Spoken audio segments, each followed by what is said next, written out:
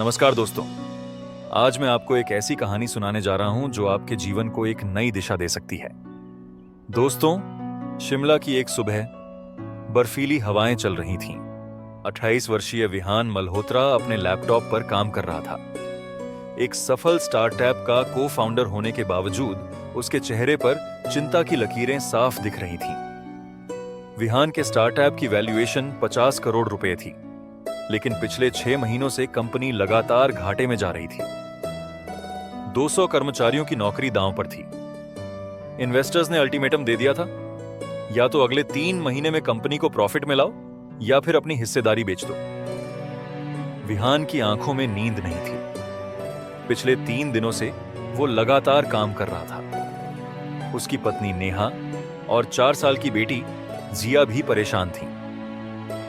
एक दिन सुबह जब विहान ऑफिस जा रहा था, तभी उसकी कार का एक्सीडेंट हो गया। कार एक पेड़ से टकरा गई। विहान को गंभीर चोटें आईं और उसे अस्पताल में भर्ती कराया गया। अस्पताल के बेड पर लेटे हुए विहान सोच रहा था, क्या यही मेरी जिंदगी का मकसद है? दिन रात काम करना, पैसा कमाना और फिर भी खुश न रहना। उसी समय उसके कमरे में एक वृद्ध व्यक्ति आए। उनका नाम था गुरुजी कृष्णानंद। वो अस्पताल में मरीजों की सेवा करते थे। उन्होंने विहान की परेशानी भांप ली। बेटा, तुम्हारी आंखों में बेचैनी दिख रही है, गुरुजी ने कहा।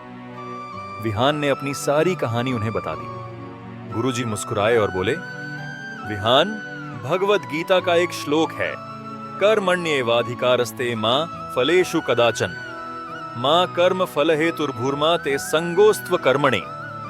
इसका अर्थ है, तुम्हारा अधिकार सिर्फ कर्म करने में है, फल में नहीं।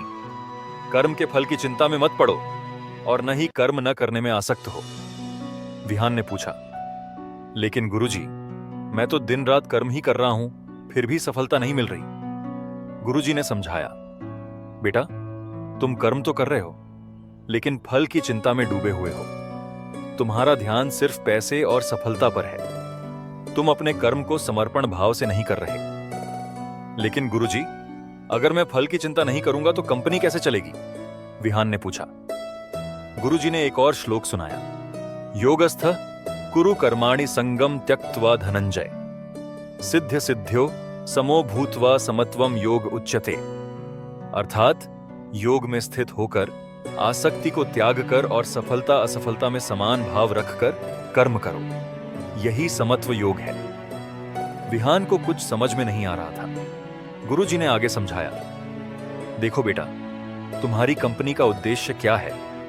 हम एक ऐसा ऐप बना रहे हैं जो छोटे किसानों को सीधे बाजार से जोड़ता है, ताकि उन्हें उनकी फसल का सही दाम मिल सके। विहान ने बताया। बहुत अच्छा, तो क्या तुम्हारा ध्यान किसानों की मदद करने पर है या सिर्फ प्रॉफिट पर?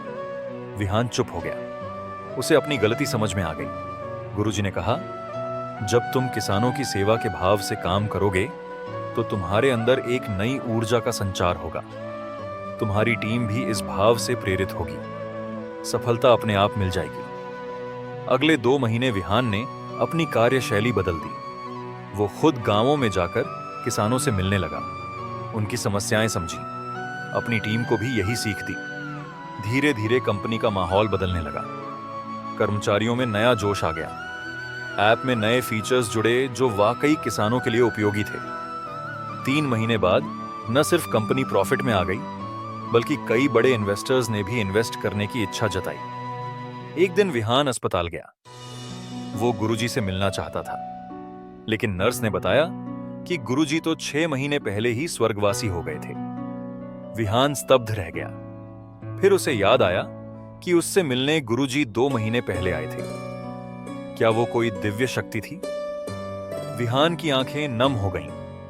उसने गीता का एक और श्लोक याद किया, अनन्याश्चिन्तयन्तो मां ये जनाः पर्युपासते तेषां नित्याभियुक्तानां योगक्षेमं वहाम्यहम्। जो अनन्य भाव से मेरा चिंतन करते हुए मेरी उपासना करते हैं, उन नित्य युक्त पुरुषों का योगक्षेम मैं स्वयं वहन करता हूं। आज विहान की कंपनी देश की सबसे बड़ी एग्रीटेक कंपनियों में से एक है। लाखों किसान इससे जुड़े हैं, लेकिन विहान के लिए सबसे बड़ी उपलब्धि यह है कि उसे जीवन का सच्चा उद्देश्य मिल गया। दोस्तों, इस कहानी से हमें यह सीख मिलती है कि जीवन में सफलता तभी मिलती है जब हम निःस्वार्थ भाव से कर्म करते हैं। पैसा, प्रसिद्धि, सफलता, ये सब कर्म के फल हैं। हमारा फोकस सिर्फ अपने कर्म पर होना चाहिए। जैसा कि भगवान कृष्ण ने कहा है, यत् करोषि यदश्नासि यज्जुहोषि ददासि यत् यत् तपस्यसि कौन्तेय तत्कुरुष्व मदर्पणम। हे कौन्तेय, तुम जो कुछ भी करो, जो कुछ भी खाओ, जो कुछ भी हवन करो, जो कुछ भी दान दो और जो कुछ भी तप करो, वह सब मुझे अर्पण करो। विहान आज भी हर सुबह गीता का पाठ करता है। उसकी जिंदगी में संतुलन आ गया है। पत्नी नेहा और बेटी जिया के साथ वो ज्यादा समय बिताता है। हर महीने कुछ दिन गांवों में जाकर किसानों से मिलता है। उसने अपनी कंपनी में एक नया नियम बनाया है। हर कर्मचारी को हर दिन सुबह 15 मिनट ध्यान करना जरूरी है। ऑफिस में एक छोटा सा मंदिर भी बनवाया है जहां भगवत गीता का पाठ होता है। दोस्तों, हम सभी अपने जीवन में किसी न किसी मोड़ पर विहान की तरह उलझन में होते हैं। हमें लगता है कि हम रात दिन मेहनत कर रहे हैं, फिर भी सफलता नहीं मिल रही। ऐसे में हमें भगवत गीता के इस संदेश को याद रखना चाहिए। कर्म करो, फल की चिंता मत करो। अपने कर्म को समर्पण भाव से करो। सफलता असफलता में समभाव रखो, क्योंकि अंत में वही सफल होता है जो अपने कर्म को सेवा का माध्यम बनाता है, जो दूसरों की भलाई के लिए काम करता है, जो अपने ईगो को एक तरफ रखकर समाज के लिए कुछ करना चाहता है। तो दोस्तों, आज से एक संकल्प लें। हम अपने हर कर्म को समर्पण भाव से करेंगे।